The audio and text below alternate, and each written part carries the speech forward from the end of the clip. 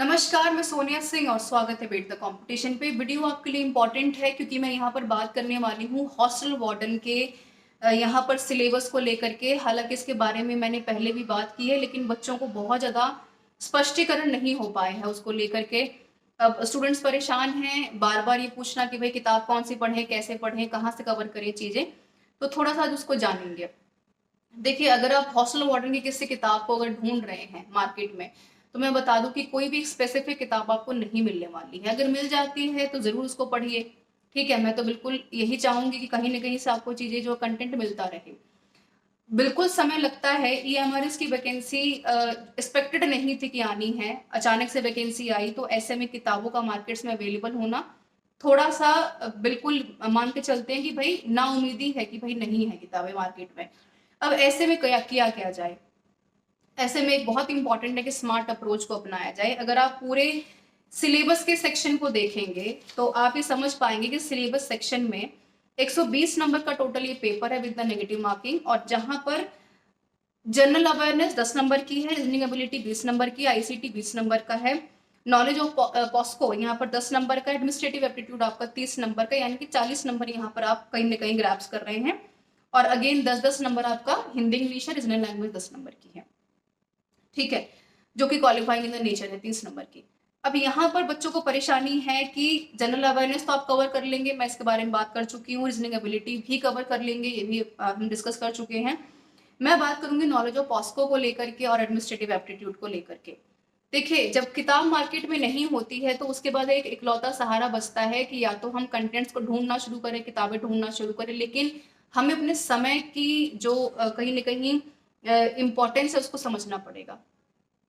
ठीक है, यहाँ पर बिल्कुल मैं आपको पूरे के पूरे जनरल पेपर को तैयार करवा रही हूँ, चाहे वो आपका जीए है, current affair special emphasis of education है, रीजनिंग एबिलिटी की क्लासेस चल रही हैं, आईसीटी मैंने करवा दिया है, टीचिंग एप्टीट्यूड करवाना शुरू कर दिया है।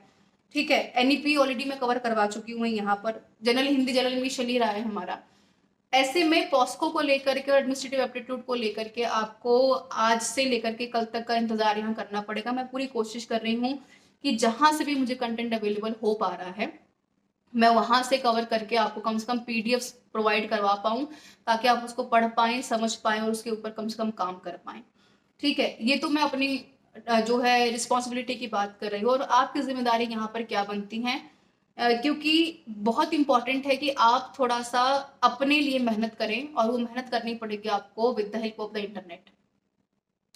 आपको करना क्या है कि डेली बेसिस पे हर एक टॉपिक को गूगल के ऊपर सर्च करना है, चाहे हिंदी में चाहे इंग्लिश में, आपको कंप्लीट इन्फॉर्मेशन वहां से मिल जाएगी।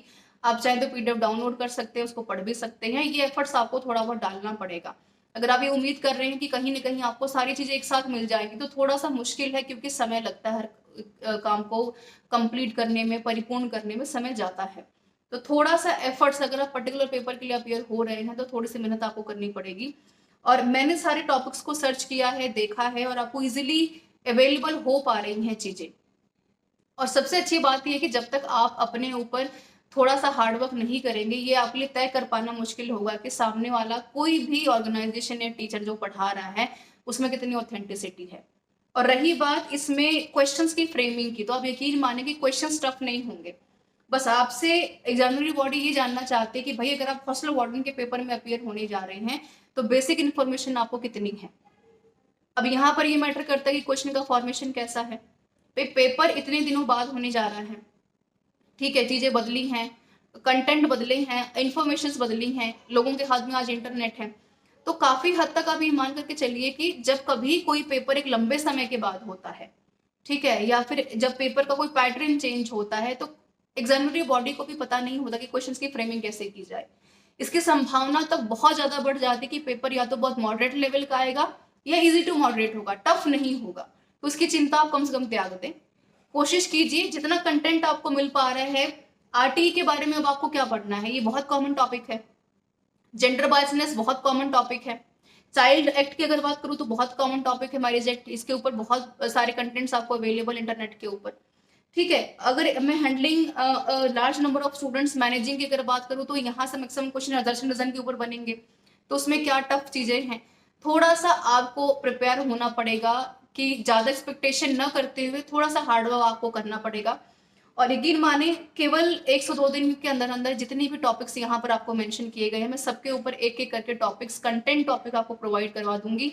बाकी हिस्से का काम आपको करना पड़ेगा, पढ़ना पड़ेगा, पीडीएफ डाउनलोड करनी पड़ेंगी और प्रैक्टिस आपको खुद करनी पड़ेगी।